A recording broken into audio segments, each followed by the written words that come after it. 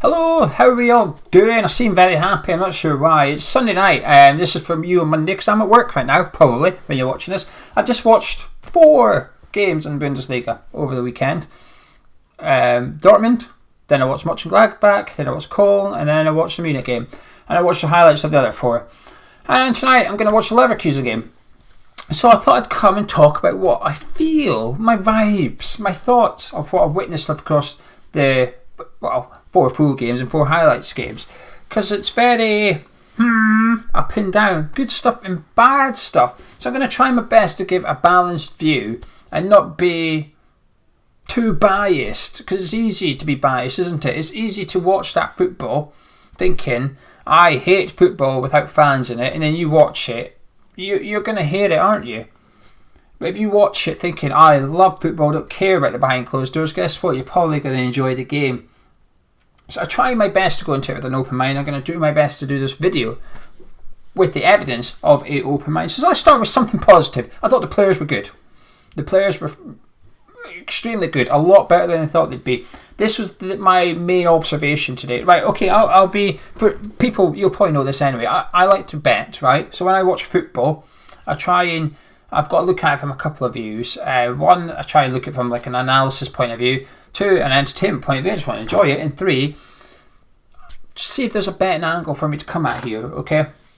So when I'm betting, I like to bet on players to get booked, which then relates to players tackling and effort and stuff. So this is what I was looking for immediately on the Dortmund game. I was thinking, right, are players going in for tackles? Are they grappling? Are they pulling shirts? Are they holding on to arms at corners and stuff? This is what I was wanting to see. And I have to say, I was impressed. All 4 games I've watched, I was impressed. Was there at times where you could tell there was a pandemic on? Of course. You know, I know people point out the bench and stuff, but I think that's it's almost like a box ticking exercise to be seen to do the right thing, because why would you have to be within 2 metres of someone when you don't have to be? When they're off the pitch, they don't have to be, so why would you be? On the pitch, you do have to be right up against them. You do have to be grappling at corners and stuff. I thought they got the balance bang on. I'm not going to... Yes, it looked a bit funny at times, but I'm not going to sort of mock it for the sake of mocking it. I thought it was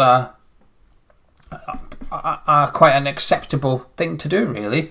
But on the pitch, players, big tick, well done. I was pleased to see it, actually, and I hope that if there's Premier League players watching that, they might think, all right, okay, it's all right. I thought the referees were excellent, because there was at times where I thought 1 or 2 players got spooked.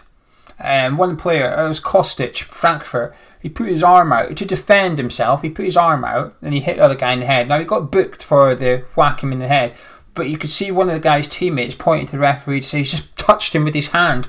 Now the referee was just a bit like, it was a mistake, calm down.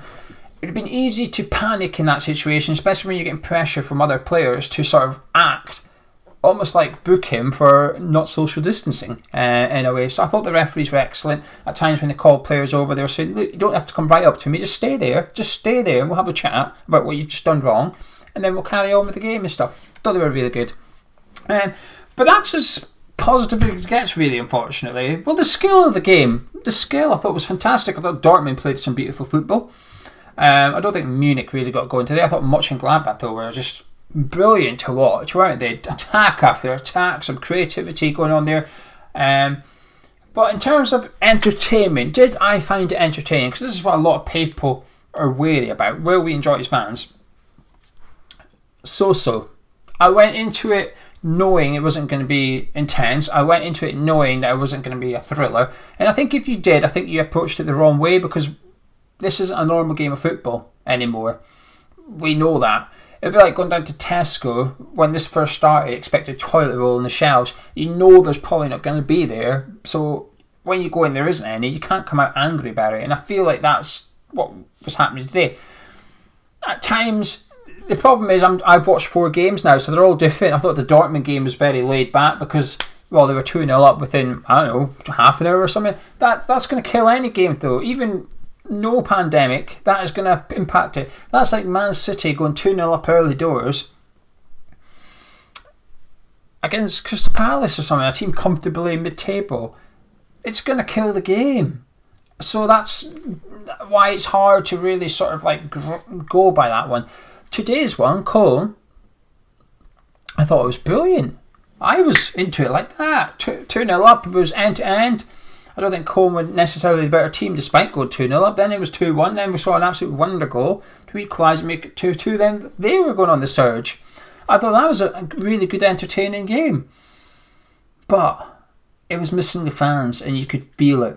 You could see it. Well, you could literally see it. But not just as a viewer, watching on the telly with no noise coming through, you could see the players. When they scored, there was no like big celebration or something. To be fair, when the guy scored the second one to make it 2-2, he celebrated, but I think it's maybe because he just ran past 6 players on his own.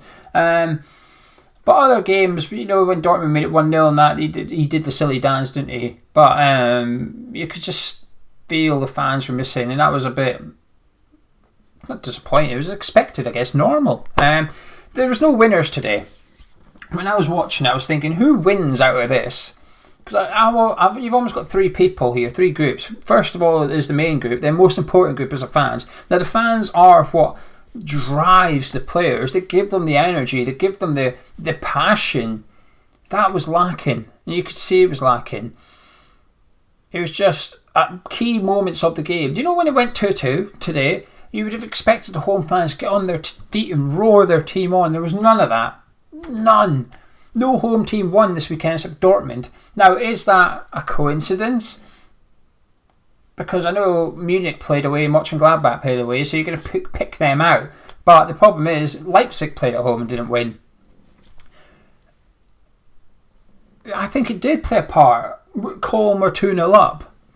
Would they have gone on to draw that like they did if they had their home fans? I don't know. No one can know for sure, but I tell you, something it would have helped having their home fans in there. 2-0 up, bouncing away.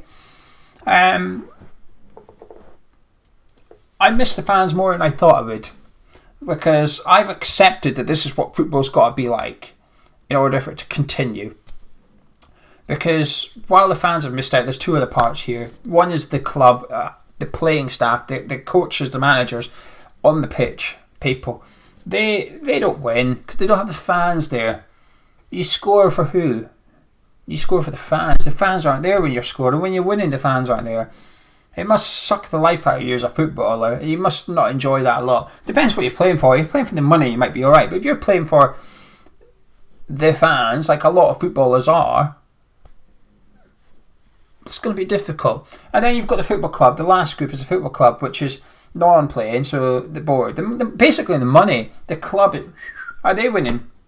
A little bit. They're keeping the broadcasters' money, which is important, but they're missing out on the other revenues. They've now got a model which is turning the fans away. And when I say that, I'm not talking about Premier League, I'm talking about Germany. We know the fans are pissed off. We know that some of their fans, not all of them, some of their fans are refusing to tune into their team's game because they don't agree with it. They had a banner in the stand behind the empty goal. Behind the goal in the empty stand, they had a banner about there being no fans there, but how the crowd were sort of like the light. I can't remember what it was, but it's basically saying like football's nothing without fans. And that was there on the cameras. So the football club are not winning either, are they? Short term they might be because they get to keep the money, but long term they'll feel the repercussions from this. I think that's got to be a worry for football clubs. You're in a bit of a panic at the minute because you need to retain your cash. You need to keep what you've got and you need to get as much in as possible. There's a reason you and I have been receiving umpteen emails and text messages from West Ham in the last week. 20% off this, 30% off this, 40% off this, because they need as much money in. I know you're thinking, well, they won't make that much. Well, no, I know they won't, but they've got to get as much in as possible because at the minute that's the only source of income. And it'll be the same in Germany, but they've stopped hemorrhaging, well, I say stop hemorrhaging money. They've stopped having the prospect of giving the broadcasters money back. So they've retained what they've got. But no one's winning. We're all losing. And we're all losing a big part. The lack of fitness was evident today and yesterday. All the games. I keep speaking about the Cologne one, but that's because it's the easiest one to dissect. Because Munich today they didn't get out of first gear. I thought Berlin gave out a goal, but there was a difference in quality there. Then the Dortmund Schalke one, Schalke might as well just put the ball in the back of the net for a couple of the goals. And then the Mönchengladbach one, I thought they were just fantastic, Mönchengladbach. But today was the closest one was Cologne. in Mainz, and I thought there was a big difference in fitness here. I thought Mainz looked sharper. They were quicker. I don't just mean the quicker as in the player's pace. I mean quicker, the ball dropped, two players react. Mainz were always the one on it. Didn't win the first one, they definitely got the second one. Come the end of the game, there was only one team running around, and it was not Cole, and they were dead on their arse. And this is a worry for me, because there's obviously no pre-season games, but teams that are better prepared, and sometimes teams will be better prepared because of other reasons. Remember Colin with the team, that two players test positive for the virus, and they're the team that looked unfit today. And that's a worry that if that creeps into the Premier League. And I know you're talking about Bundesliga, but I'm a West Ham fan, and it would worry me because I know that this week Newcastle are going back to training, maybe not full contact, full on. West Ham at the minute are training in pairs. Newcastle are training in small groups. I would suggest that they're a little bit ahead of us. So if football was to come back in 3 weeks' time, I would suggest Newcastle, as of now, are better prepared than West Ham are. I felt watching that today, Mainz were better prepared than Cologne, and it's not Cologne's fault, and that's what I don't like. Normal pre-season, you choose what friendlies you play. You choose where you go for friendlies. You choose when your players come back for training, how many training sessions you have. You're in control of that. I don't feel, watching that today, I didn't feel like those clubs were 100% in control of their preparations, because the main factor isn't money, isn't the manager, isn't the players. It's something invisible, and it's something that's driving fear, and it's putting up barriers essentially, and I didn't like that. But one thing I do think is important, and unfortunately, and is we're going to have to get used to it. It wasn't as bad as I thought it would be, but it wasn't as good as I was hoping it would be, if that makes sense. And it's not good. I don't like seeing football like this. It was missing the fans a lot. I've watched football in empty stadiums before, the Europa League games, Italian games, international games, where the fans are banned essentially. But I think because it's for one game, you don't notice it as much. I literally watched the Wolves game, Olympiacos, one of the last games before all this happened. That was in an empty stadium. I didn't notice it. But the reason I didn't notice it is because I think on the Sunday I was going to the West Ham Wolves game. So because it was a temporary thing, you just... Do you know if you have if you go out in your street and there's someone digging up the road for one day, you tend to just go around it, don't you? But if they would come around and say, oh yeah, it's going to be like this for the next year, you're going to start getting a bit pissed off with that hole in the road, aren't you? And I think that was a bit like it. It was a bit of a realisation that this is what I'm going to be watching for West Ham. This is how I'm going to be watching West Ham. But I do feel also I'm going to have to get used to it. Doesn't mean I have to like it. Just got to get used to it. Can we put up with it temporary? I think I could. But I think it's a lot easier said now because I'm watching someone else's team.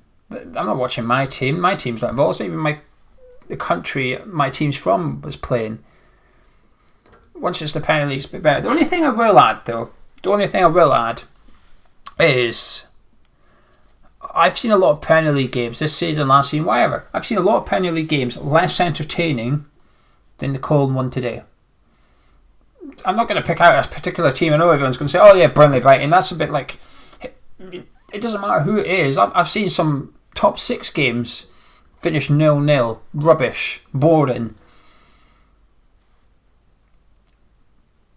And I don't know, that's just I say glimmer of hope. That's my thing I'm trying to say. Like, do you know sometimes when we speak about for West Ham fans, we always say someone says something negative about the London Stadium, and quite often the reply is, well, the Upton Park wasn't all that. And I do think sometimes we can look through things with rose-tinted glasses on as if Upton Park was noisy all the time.